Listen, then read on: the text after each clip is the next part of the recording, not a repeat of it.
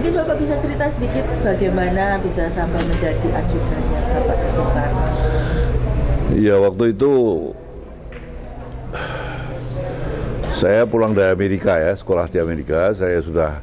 Pangkat saya sudah komisaris 1 waktu itu ya, mayor ya.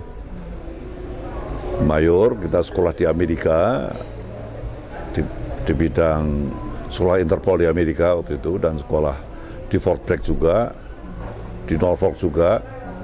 Di Fort Bragg itu di bidang special warfare, itu di bidang counter intelligence ya. Lalu di Norfolk itu saya sekolah instruktur. Terus satu paket itu Interpol Academy, lalu itu satu paket ya. Pulang 65 itu saya pasca Super Semar ya, ditugaskan oleh Kapolri waktu itu Pak Sucipto Yudo untuk jadi ajudan presiden yang de facto sudah tidak lagi presiden, tapi de jure masih presiden, masih di istana ya. Jadi de jure masih presiden, tapi de facto sudah di tangan Pak Harto waktu itu. Peralihan waktu itu ya, pasca Super Semar. Karena ajudan-ajudan yang lama ditahan kabeh. Ya, ditahan.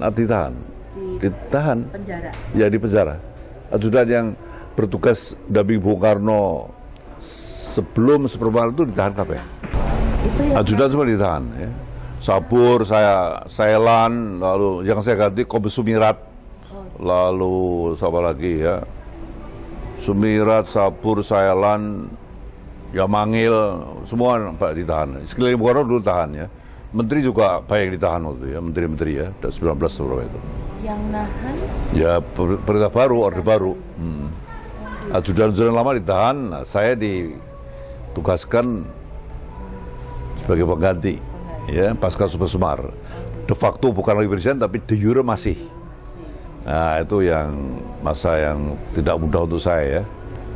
Dan saya pasca jadi ajudan diinterogasi selama 4 tahun. Ya, walaupun hanya 13 bulan. Ya. Jadi ajudan, tapi karena ya saya harus disuruh ke sana ke sini oleh Bung Karno ya. Ya mungkin diikuti juga oleh Intel waktu itu, dan saya diinterogasi ya. Tapi lalu karena suasana kebatinan kepolisian waktu itu masih pro Bung Karno ya. Pak Sucipto Yudo Kapolrinya, Deputi Pak Ugeng, Pak Hasan.